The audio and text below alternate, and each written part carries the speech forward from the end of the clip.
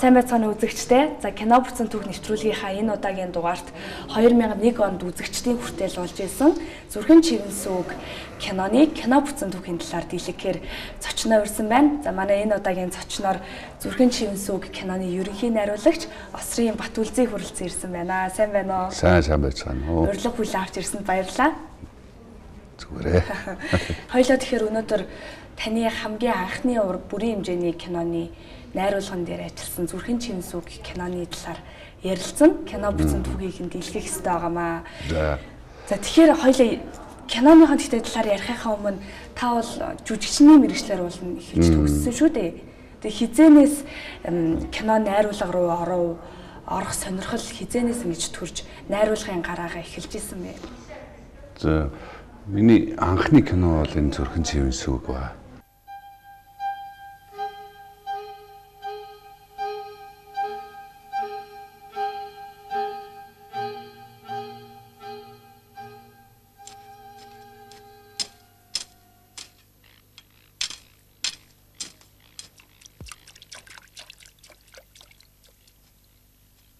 Би өөрөө 1981 онд Сэргээ салгадаад улсын хүүхд залуучдын театрт дагалдан жүжигчнээр орсон. Тэгээд 97 он хүртэл манай хүүхд залуучдын театр сайхан ажиллаж байгаа. Тэгээд тарж бутарж байхгүй болсон л доо. Тэгээд энэ Зүрхэн чивэн сүг гэдэг киноны зохиол нь бол тууж байсан Далхаагийн Норвын мөнхийн дуудлага гэсэн нэртэй тууж байдیں۔ Энэ туужийг би бүр 80-аад оны үед уншиж ирсэн. Тэгээд миний бүр цээжинд хадгалагдаад үлдсэн. Мөнхийн дуудлага тууж тэр чигээр хадгалагдаад үлдсэн байт. Яагаад ч мэдхтэй би энийг хизээ нэгэн цагт кино болгондоо гэж тийм юуч байгаагүй. Ер нь цээж нь ингээд хадгалаастай байсан. Тэр кино хийн гэдэг бол тийм юу ч тархинд орж ирэхгүй шүү дээ. Социализм үед ч одоо манайд театрын жүжигч юм те. Тэгээ 90 оноос хойш нийгэм өөрчлөгдөж тэгээд бүх хэмжээлэтэй болсон учраас тэр үеэс эхэлж харин кино бол видео кино их яасан шүү дээ. Дэлгэрсэн хөгжсөн Монгол кино үйлдвэр маань бас тарж бутраад нэг хэсэг кино хийдэггүй шүү дээ. Тэгээ 90-ад оны дундаас эхлээд кинонууд, видео кинонууд хийгдэж эхэлсэн. Ичи би авигаа дүүрсэн үү? Тэгэлгүй яах вэ? Миний охин дуурайхгүй бол өөр хин дуурайх вэ? Тэгээд ч ааваа гэж хэлд орсон шүү дээ.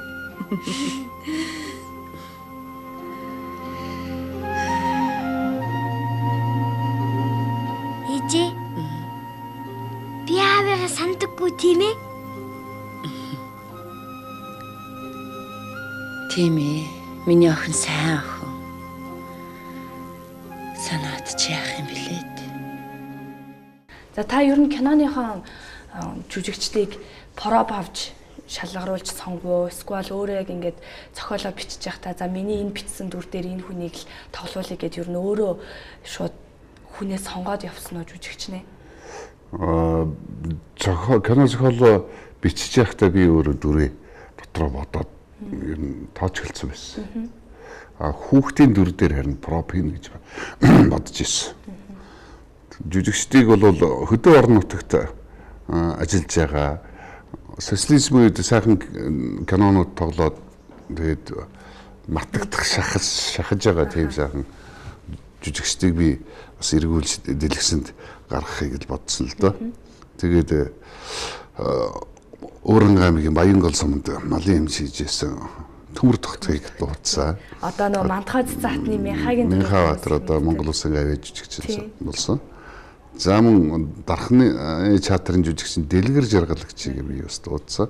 Дэлгэр Жаргалагч маань Тунгалаг Тамир киноны Дулмаагийн дүрт одоо үзэгчд бүхэн сайн мэддэг те. Ийм сайхан хүмүүс байна. За тэгээд Бямб цагт гэж нэг залуу гарч ирж ирсэн тухайн үед бол их сайн жүжигчин. Тэгээд тэр сайн уран бүтээлч хүн Багнуурт очиод тэнд ингээ жоохон олон танигдахгүй тэнд байгаад идэг. Энэ хүнд юм ихэн бий гээд тэр залууг дуудаж ингээд харуулсан. Мөн Өргөн аймгийн хөгжим драмын театрын одоо уртын дууч Амбатар гэж одоо миний оны зэрэг байдаг. Тэр хүн сайхан дүр төрхтэй хүн. Тэрийг би бас дуудаж кинонд гэж харуулж илаа. Та нар яах гэж ирсэн юм? Миний ээжийг өгснээ мэдээд ирсэн юм уу?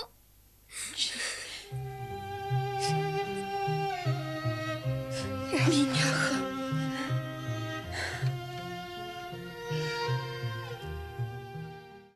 Тэр охины дүрийг тоглох хүүхдийг сонгон шалгаруулах гэж юу өгсөн, зар өгсөн. Тэгээд драмын театр дээр хүүхдүүдэр шалгуулсан. Яг л нэг 7 настай, 8 настай юу да тийм хүүхдүүд. Тэгээ шалгуулсан хөөхөн хүүхдүүд ирсэн л дээ. Тэгээд тэнд авчиг тэр зэрэг чихэн зорхоо, үсэн тайранхаа, эсвэл үүд баяр шүдэн унтсан. Тийм. Хөөхөн хүүхдүүд ирж ирсэн. Тэгээд яг тэр үеийн хөдөөний тийм бомбайсан хөөхөн мор тийм охин сэлж байгаа зэрэгсээ байдгүй. Дандаа их сайхан цагаан хөөхөн турхан тийм хүүхдүүд байдаг. Тэгээ би тэр эхнэр тэр за одоо хүүхд олдохгүй нэ одоо дахиад юу яанда зар өгөндөө гээд. Тэгээд хоёулаа театраас гарах гэж яг жижиг хайж байгаа гэсэн чинь нэг ээж нэг охиноо дагуулсан. Эрд энд нэг хүүхдүүдэд проб авч байгаа гэсэн гээд.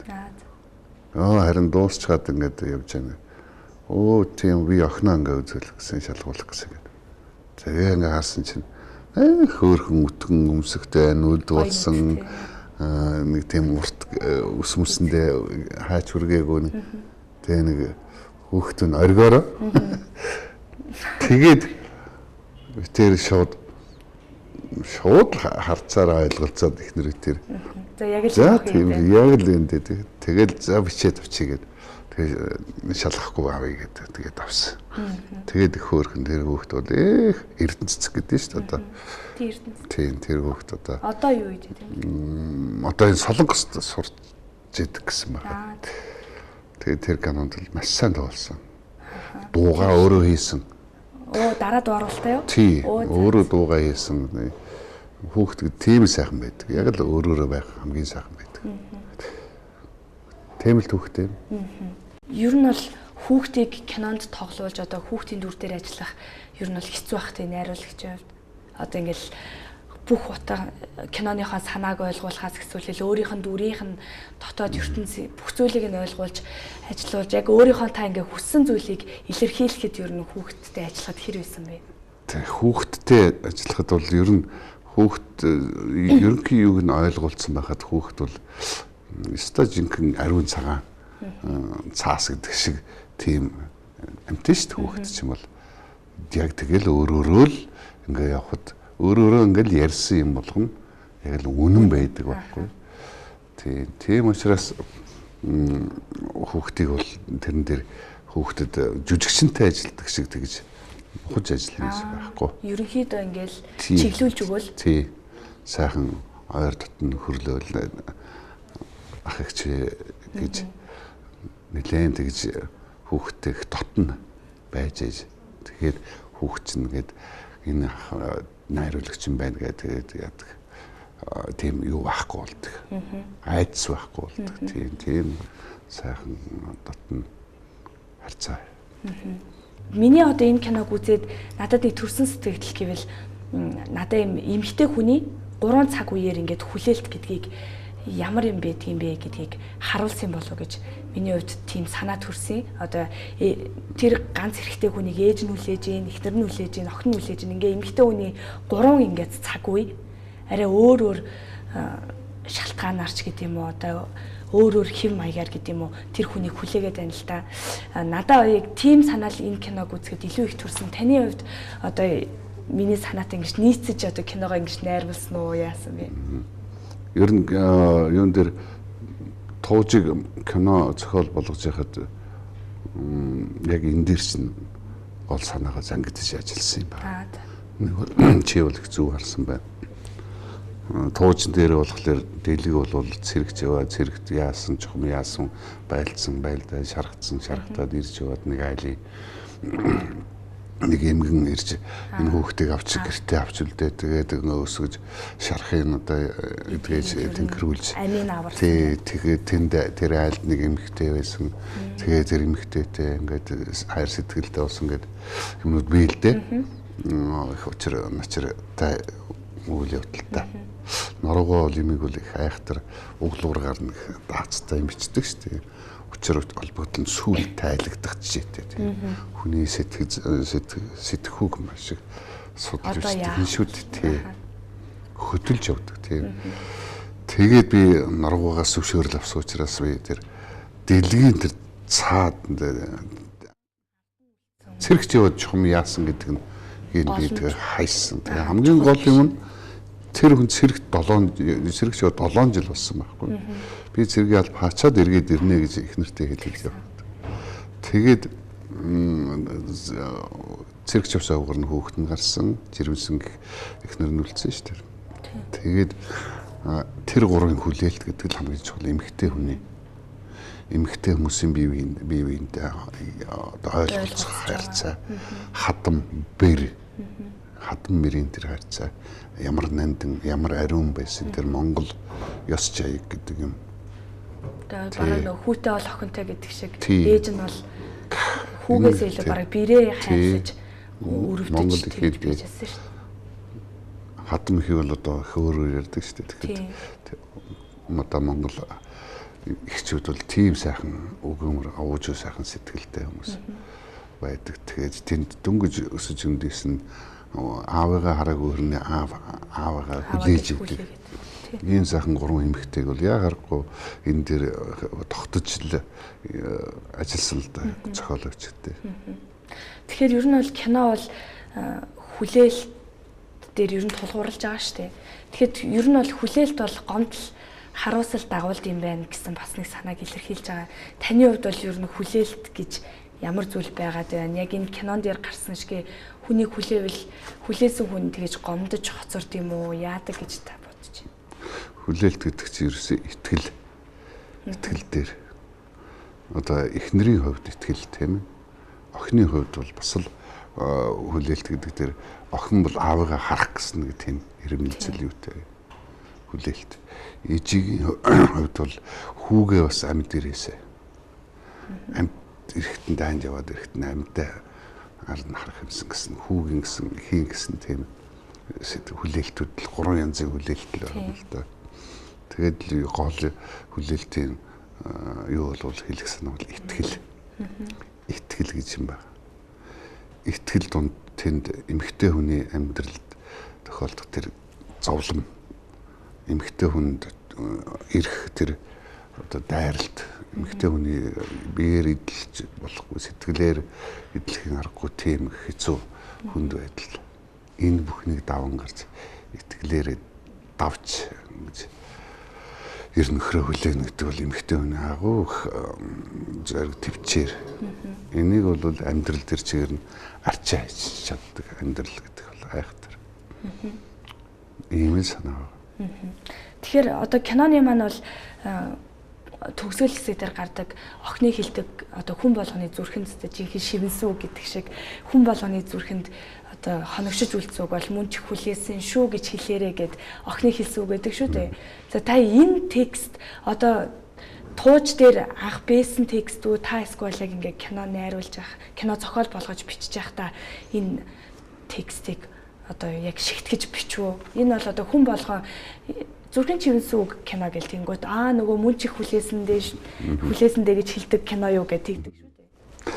Тий би дээр хэлсэндээ 80-аад оны ихэр би энэ мөнхийн дуудлага туужийг уншиж чад миний зүрхэнд ерөөсөө л шивэнс үг бол ийм л өгөөсөн зохиол дээр нь. Зохиол дээрээ байсан юм. Тий, Нуруугаан үг байхгүй юм чинь.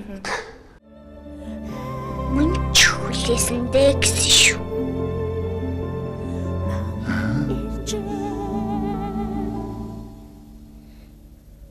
Ээж хэлээрэй гэсэн юм.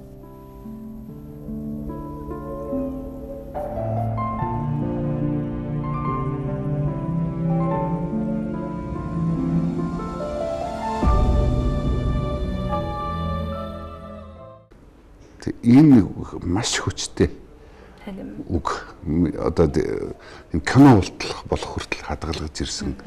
Миний цээжинд одоо хадгалагдсан юм чи одоо энэ үгэн дээр л зангидчихсэн байхгүй юу? Далхааг нь Нуруугаан өөрийнх нь үг. Тэгээд би дараа нь кино гарсны дараа би Нуруугаатай уулзаад асууж ирсэн. Энэ үгийг та яаж утсан бэ? Хаанаас одоо сэтгэлээ аваад гарч ирвэ. Тэгээ Нуруугаа хэлсэн мэт. Энэ зүгээр энгийн үг. Энгийн юм ямар агуу их юм утгыг илэрхийлдэг вэ? Хүний сэтгэлд яаж хүрэх вэ? Энгийн үг те. Би энийг энэ үгийг гаргах гэж 3-4 хоног би бодсон. гэж хэлсэн өөр. Хэл том үг орж ирээдсэн. Нэг л их айхтар үгнүүд орж ирээдсэн. Нуруугаад тэгээд явж хамгийн энгийн үг нь. Хамгийн энгийн үгээр чи хүлээсэндээ гэж хэлээрэй гэсэн. Энэ л үгээс юм байна л дээ. 3-4 хоног ингээд ерөөсөө хажууд л ерөөсөө бидний үг юунд л байдаг ярианд байдаг л үг шүү дээ.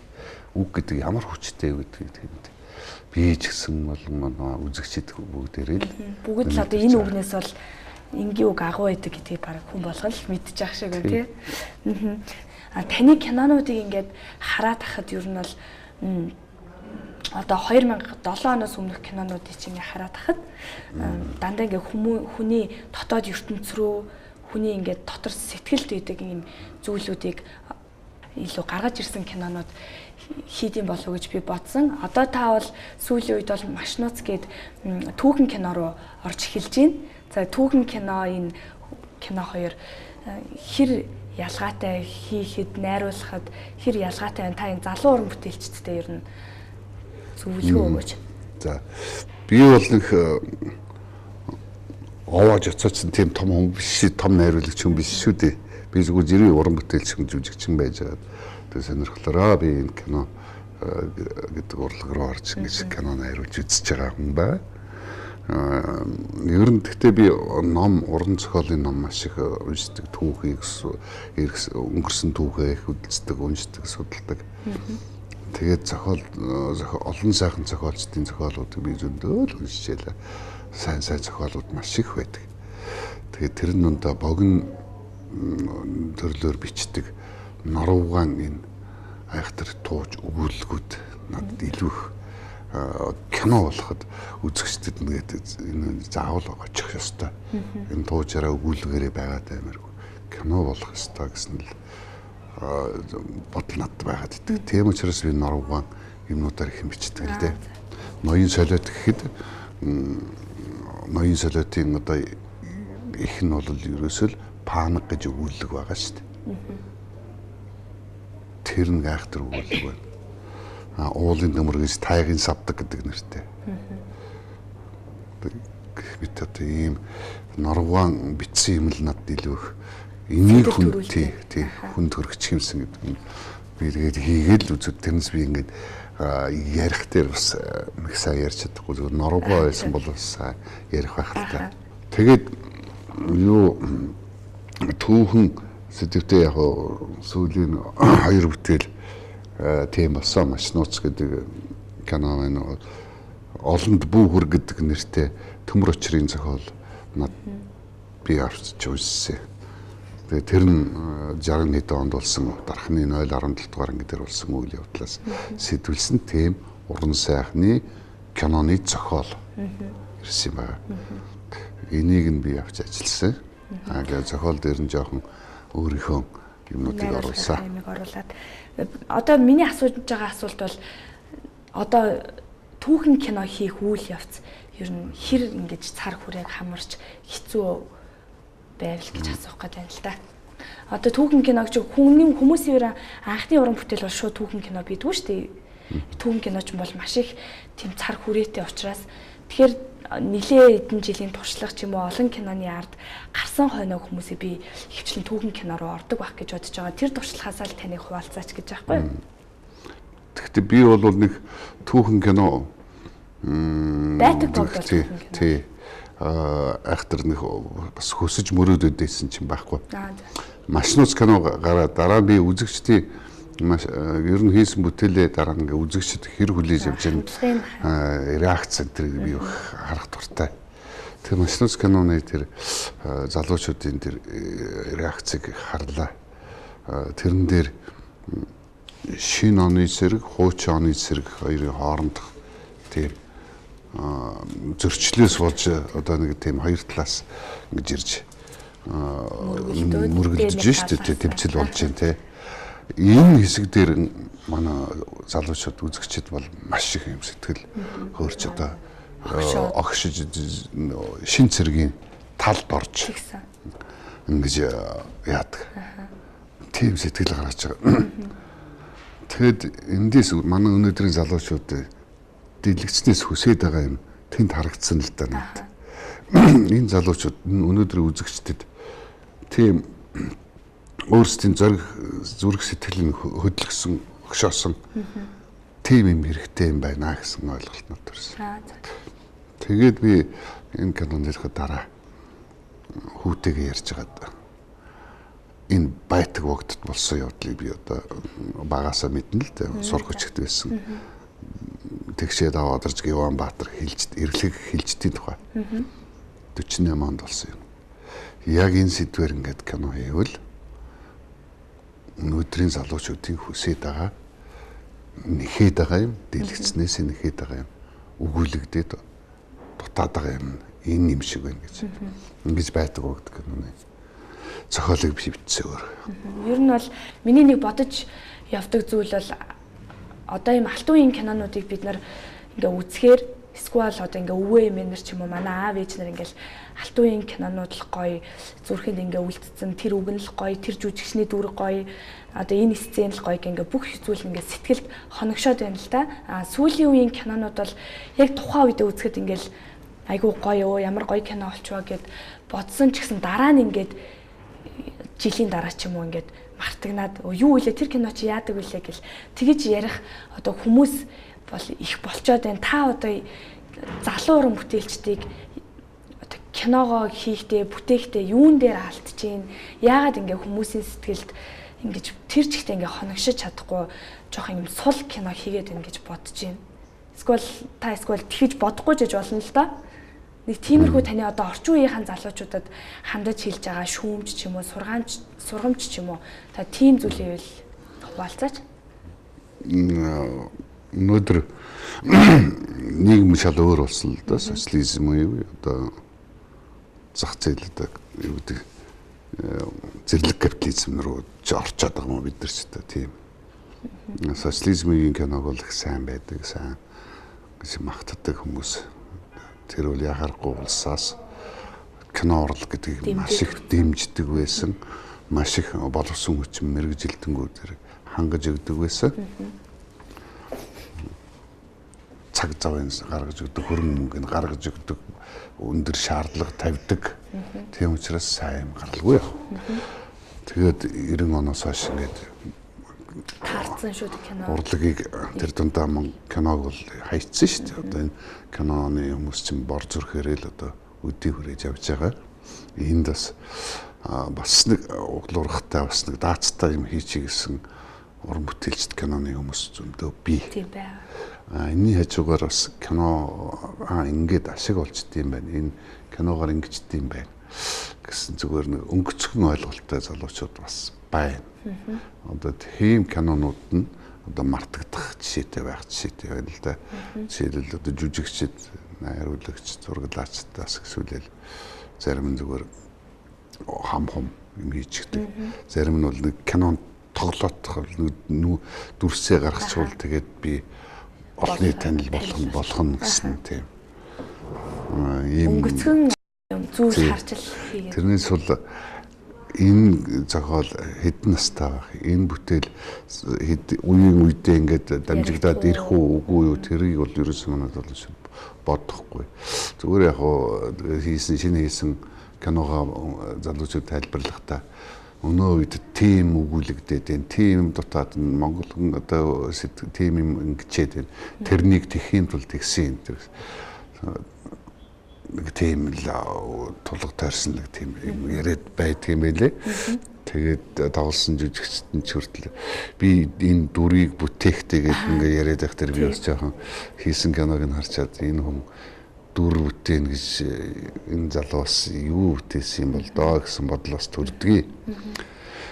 Тэгэл юм байдаг. Тэр дундаа гэхдээ бүгдийг ингэж болохгүй. Жинхэнэ кино урлагаар ингээд хөгжүүлээд сайхан даацтай юм хийгээд ингээд бүтээл хий гэсэн залуучууд бол байгаа. Нүгээр ашиг олчих гэсэн нөхдүүд л жоохон балруулдаад байна л да. Энэ бусад юм аа. Тий. За баярлалаа. За маань нэвтрүүлгийн хугацаа дуусж байна. За тэгэхээр таныг Зүрхэн чимсүү киноныхоо кино бүтэн түүхийг надтай хамт дэлгэсэнд маш их баярлалаа. За баярлалаа. За үзэгчдээ үргэлжлүүлээд Зүрхэн чимсүү киногоо хүлээн авч үзээрэй.